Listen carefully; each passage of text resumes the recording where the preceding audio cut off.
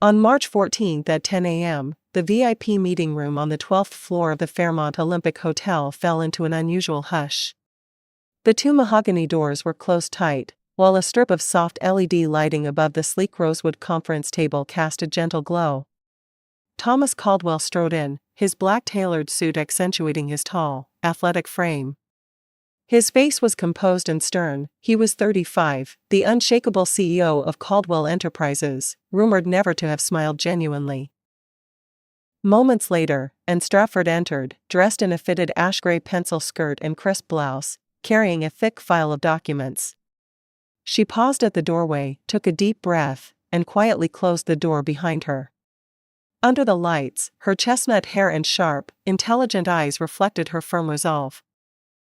Mrs. Crawford, Thomas's mother, gave a polite nod toward and gestured to the seat next to her. Mrs. Stratford, Anne's mother, offered a gentle greeting and took her own place.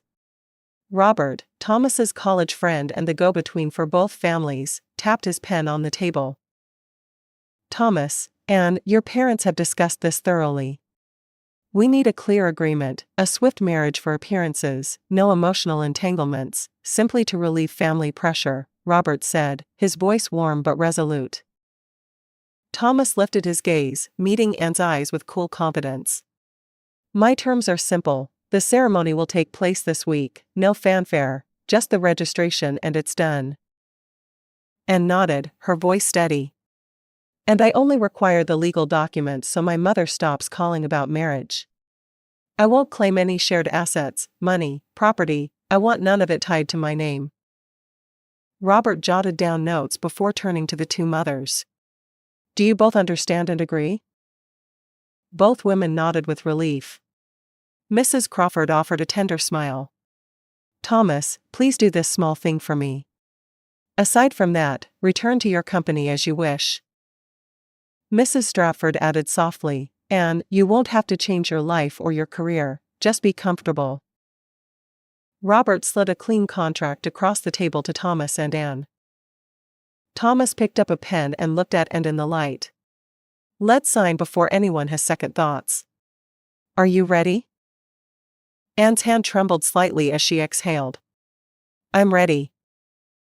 Her signature appeared on the paper, followed by his. The quiet snap of the pen closing echoed in the still room. Thomas set down the pen and regarded Anne.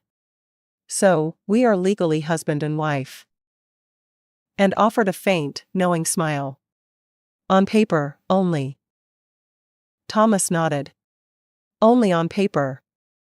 But I hope we can at least respect each other as partners.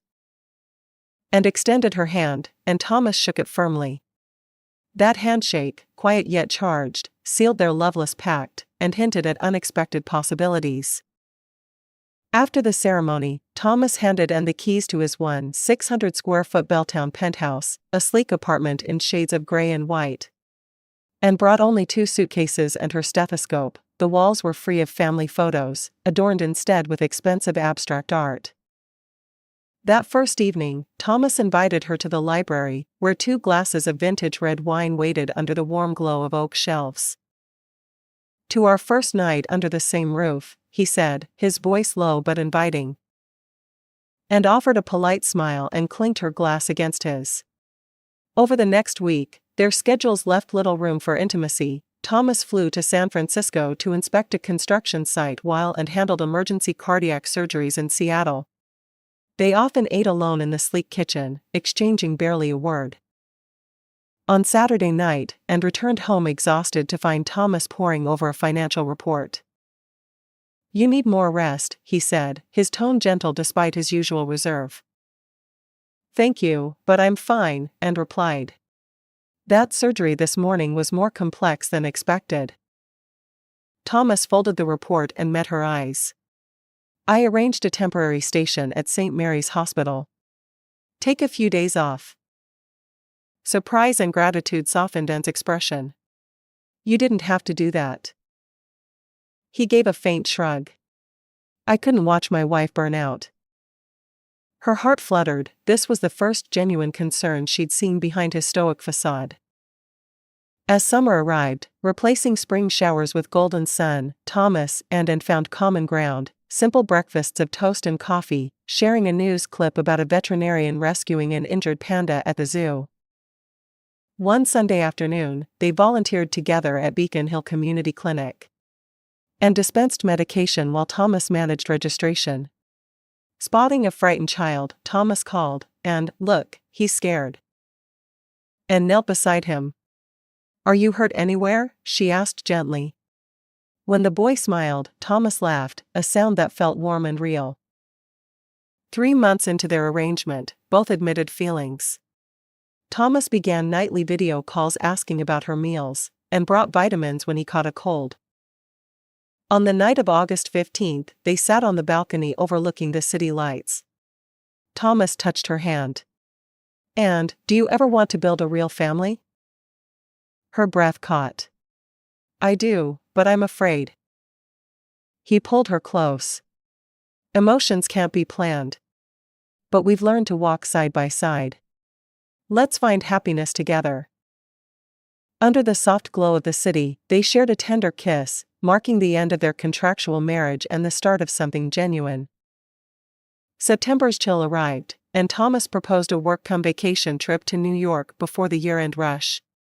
And agreed, only to receive urgent news: a young patient awaited emergency heart surgery back in Seattle. On the flight back, Anne stared at the shifting clouds. She messaged Thomas, "Can you cover my investor meeting?"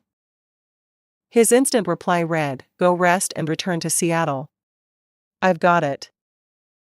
After the successful operation, Anne flew back to New York. That evening at the Four Seasons, Thomas shared dinner. "You saved little Connor," she said, eyes shining. He nodded solemnly.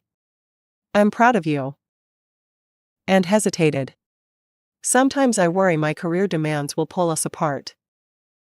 Thomas placed his fork down and took her hand. "We've faced early pressures. I believe that together, we can balance anything." Tears in her eyes, and rested her head on his shoulder. "You are my family." Thomas finally smiled fully. "And you are mine." Winter's first snow dusted Seattle as Anne and Thomas decorated their penthouse tree with ornaments, an unfamiliar activity that soon became a cherished memory. Late December brought crisis. A leaked financial report sent Caldwell Enterprises stock tumbling. Thomas endured sleepless nights meeting with shareholders, and noticed the dark circles under his eyes. One evening, he returned home drained, and placed a steaming cup of chamomile tea beside him. "Is the company in trouble?" she asked softly. Thomas sighed. "Some investors doubt our leadership and want drastic changes. If we misstep, the entire company could falter." And slid onto the couch next to him. "You don't have to carry this alone. I can help." The next day, Anne took a personal day and partnered with Thomas in the boardroom. Using her analytical skills honed in surgery, she presented a crisis management plan, data analysis, restructuring teams, and tightening controls. Shareholders approved, and the stock stabilized. On Christmas Eve, they stepped onto the balcony while snowflakes drifted. Thomas faced Anne. "Anne Stratford, you're not just my legal wife but my partner, my greatest support. Will you be my family, truly and completely?" Tears glistened as Anne replied, "I will." He knelt, presenting a simple yet elegant ring. "May I have the honor of caring for you always? Will you become Mrs. Caldwell in heart and soul?" Her radiant smile and nod answered him. That kiss amid falling snow sealed their pledge to a shared future. The first year of engaged life transformed their penthouse into a warm home, a caramel leather armchair, shelves brimming with novels, and Anne's neat workspace adorned with framed memories.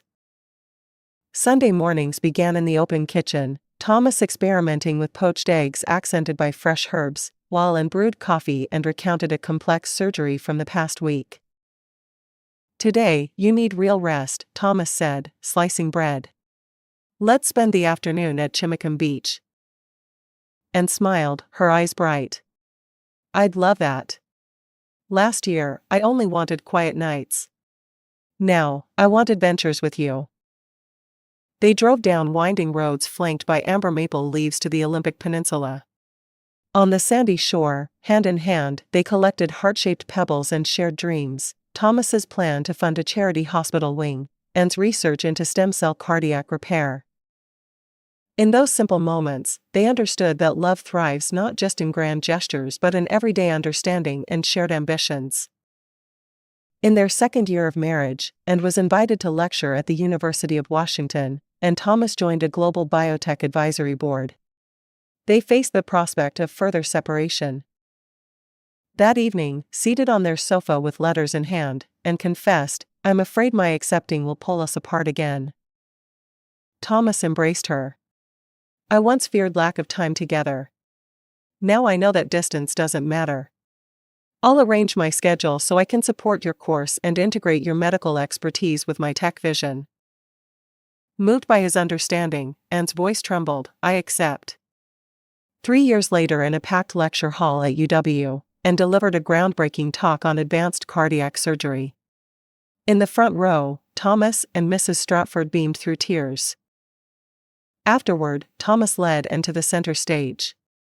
"Everyone, if I may, Anne is not only my life partner and inspiration but now she's my honored colleague. Will you allow me to be your lifelong partner in both marriage and medicine?" Thunderous applause followed as Anne, tears shining, replied, "Yes." That evening, they renewed their vows in an intimate ceremony with 200 guests, colleagues, friends, and family, under cherry blossoms, symbolizing their new beginning. On a bright spring day 5 years later, Anne gave birth to their son, Caleb, at Harborview Hospital. His first cry was met with tears of joy from his mother. Thomas, voice trembling, whispered, "I've waited so long for you, Caleb." They spent sleepless nights together, changing diapers, preparing bottles, and cherishing Caleb's every breath. 2 years on, their daughter Iris arrived, her radiant smile mirroring Anne's. Their home gained a children's corner, colorful foam mats, picture books, and family photos of bedtime stories and gentle lullabies. Sunday mornings were filled with children's laughter as Thomas made heart-shaped pancakes and read fairy tales to Iris. Weekends found them picnicking under cherry trees by a lakeside, flying kites, and gathering wildflowers.